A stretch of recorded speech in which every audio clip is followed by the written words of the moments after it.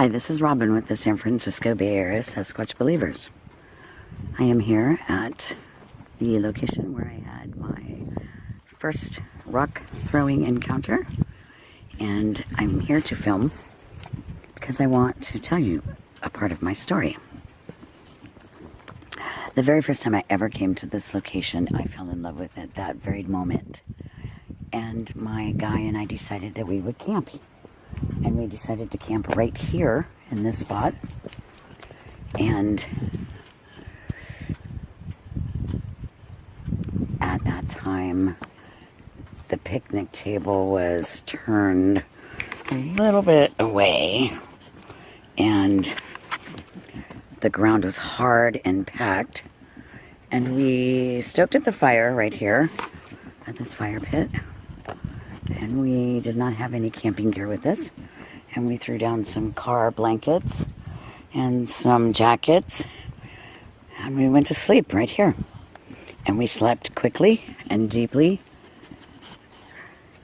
right against the fire pit. And I remember being right here snuggled and saying, "There's somebody walking or something walking around us.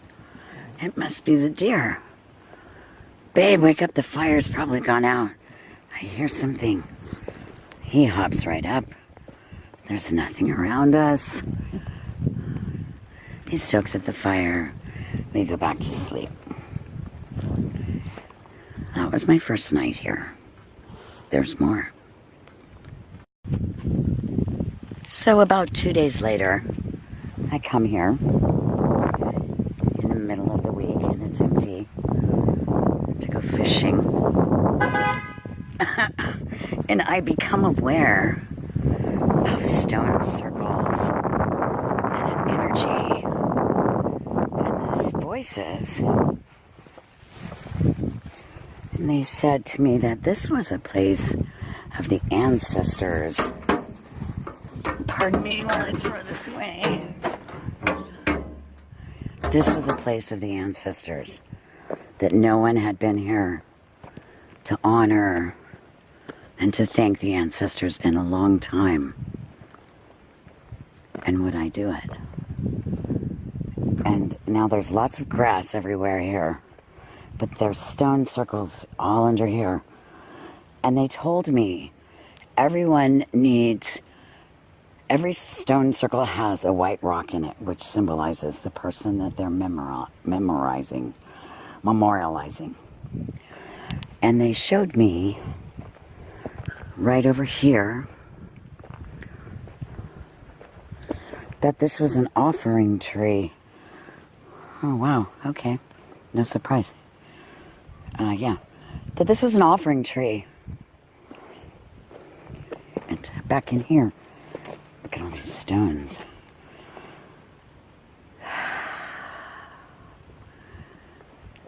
And that in the past, offerings had been left here, behind here, for them. And I said to them in my head, of course, I would be glad to honor you. And they said, not just with offering, but with song and dance. Sing and dance. And I said, okay. And I told my guy, and every time that I was hearing them in my head, that I was seeing a new circle, there would be some vulture feathers. And I have those at home. I'll include those in my editing for this place.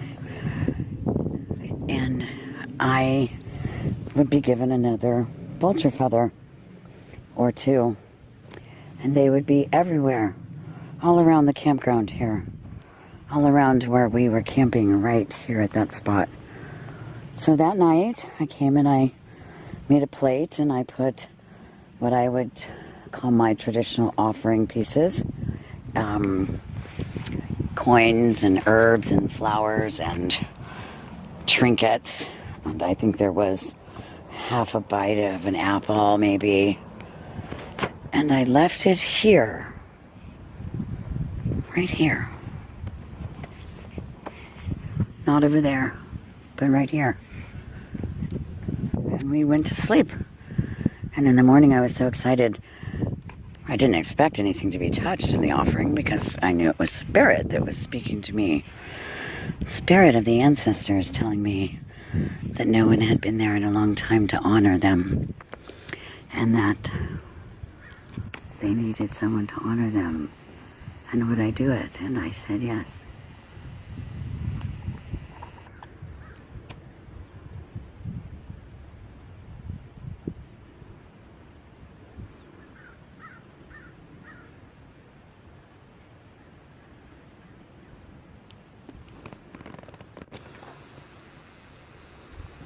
So I honored them that night and all the next day because we were here for 2 days.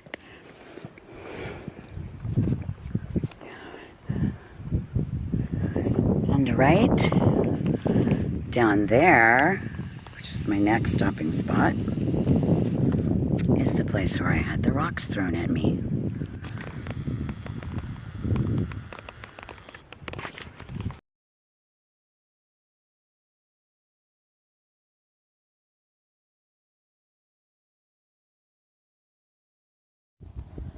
This is a place of the ancients.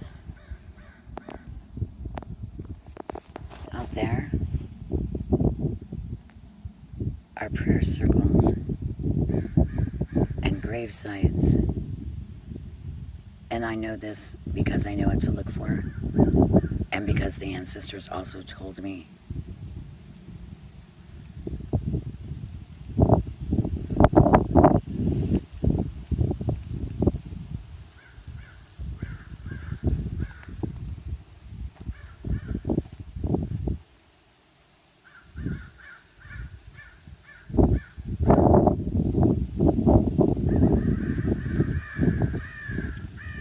This land is spring fed. There's a spring over there.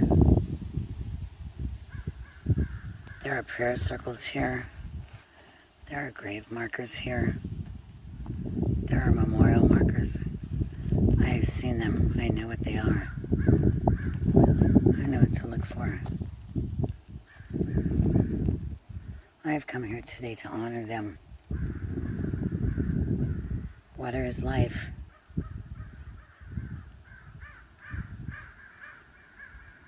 Ancestors provided us life. I'll honor the ancestors today and sing my songs to them. Namaste, beloveds. So time goes by, and I come here to fish and to camp at various times. And one time I decided I was going to come here with my dog in the middle of the week, and there was nobody here. And because there was nobody here, I chose to park here by the bathroom. It had one little light. And I was upset about something, and I set my stuff down right here at the table. And I set my chair up, and my little drawing table, and my dog with my dog blanket. And I cranked up the fire, and I sat here in my chair, and I cried and drank whiskey and talked to the dog and carried on. Kind of loud, I think, probably. Nobody was here but me. And yeah, so my car, not this one, but my Prius, was parked right there, even further out, a little bit towards the stump thing there, whatever that is, railroad tie. And I'm sitting here crying about this level with the fire going. So it's dark, and I hear ting ting. Oh, okay, well, it wasn't really over my car at that time. It wasn't that big. I think a couple of years have gone by now. And I'll go back to the fire, have another shot of whiskey probably. And I hear ta-ting ting again. And I go, in my head, the road is right up there. I'm the only person here. Someone is throwing rocks from right there to my car right here. I'm the only person here. My fire is going like mad. I'm assuming it's a man standing up there throwing rocks at me. And I didn't want to leave. But I didn't want to, you know, so come on, dog. And fire's going. I grab the whiskey. I grab my purse. I grab my dog. I come back to the back of my car where I was going to sleep. I open my car. The dog and I get in it. I cuddle closely with the dog. Put the covers over my head because I didn't want to see whatever might be looking in the window at me. And I didn't think I was going to be able to sleep. I slept instantly and deeply. I woke up at one point and I could see the dawn light in the sky. And I was so happy. And my fire was out. And there was still nobody here. As long as the fire was out, I didn't even stop right there to go pee. I didn't even go to that restroom I parked nearby. I just threw all my stuff in the back of my car and left.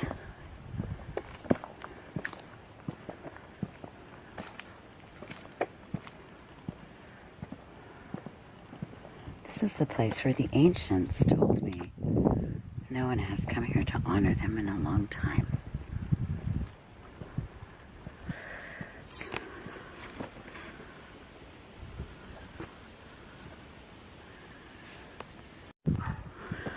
So the water was a little lower than it is now.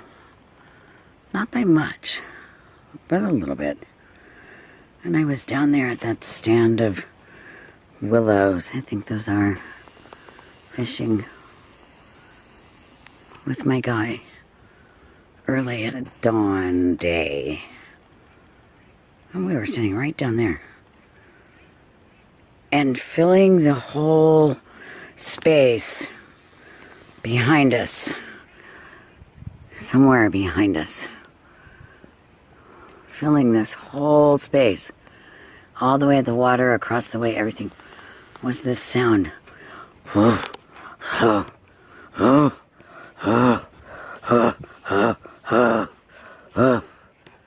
the hair on the back of my neck was standing up, and I quickly spun around because I was positive there was a giant wolf coming at me. And there was nobody here but us two still. And we just went about our business and kept fishing. And I'd never forget. I thought, well, if it was potentially Bigfoot that threw rocks at my car from his hidey hut, which is just across the street right over there, then it could have potentially been Bigfoot running up the road right there and filling the space with his very loud huffing and puffing and running sound. But I could have sworn it was right smacking behind me. But as you can see, if I'm down there on the shoreline fishing, there wasn't anything right smacking behind me other than space. A whole bunch of deer just passed. And up on the hill right over here were some turkeys a minute ago. And the pigs, which is what all this wallow stuff is, come from down that way. In the ravine down there. So there is no shortage of food. And they have those big fat weird sounding owls here. Haha. So I've got a video. It's called my post-encounter video. And there'll be a link or possibly an insert. And it was a couple days later, after my rock throwing experience right down there, that I drove by here. Oh, it's not quite there. It was right there. I see there's still some benching and bedding. A couple of new looking places right there. There's some right here. There's one right up there. I can't film out the side window if you're there, Sophie. So I'm gonna go up here. So I'm going to go up here and turn around.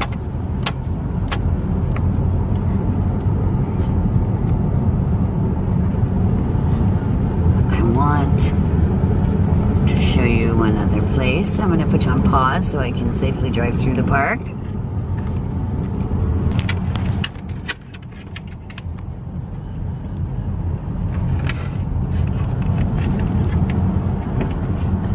Dirty windshield. There's normally another dumpster right there. Nice pickings of rubbish for whomever wants to go through the dumpsters.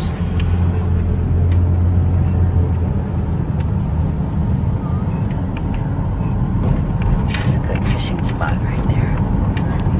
Fishing! Fishing! I have pulled up some really nice bass out of this place over here. And I always cook them right up and eat them right away. And this is where I found my petroglyph. My petroglyph rock. I hope I'm not making you car sick. I'm going to turn you off for a moment. So I had just discovered this location, and I was a new angler, fisherwoman at that time. It was pouring down rain. Pouring down, storming, flooding. I wanted to come out here and fish in the rain. I'd never done it before. So I come with my guy. It's probably 11 at night. It's pouring down rain, thunder, lightning, water everywhere, gushing over the hillside. We pull up right here. We get out, and we're getting our stuff together. And he's standing right about there. And he says, "What was that?" And I said, "What do you mean, what was that?" And he said, "Something just ran across the top on all fours up there really quick. Get in the car, we're leaving now." And we got in the car and left then and there. Up those hills. Way up over there. Up and stay on the top and go for lots of miles. And there was a rancher in 1874 who worked up there. And he saw a Bigfoot, and there was a newspaper article about it in their local newspaper. And that's why I began to understand that this area was connected. And then further up the way, oh look, there's the gossamer trees way over there. I know I pulled up too far. Maybe we can see it before somebody comes. The gossamer trees. There they are. Anyway, so yeah. Oh wow, hey guys. Woohoo! Lots of dark spots over yonder. Lots of hidey holes over there. Lots of Sasquatch. Oh wow, look at that, yes. This place connects via a trail to another trail that connects to the Pacific Crest Trail.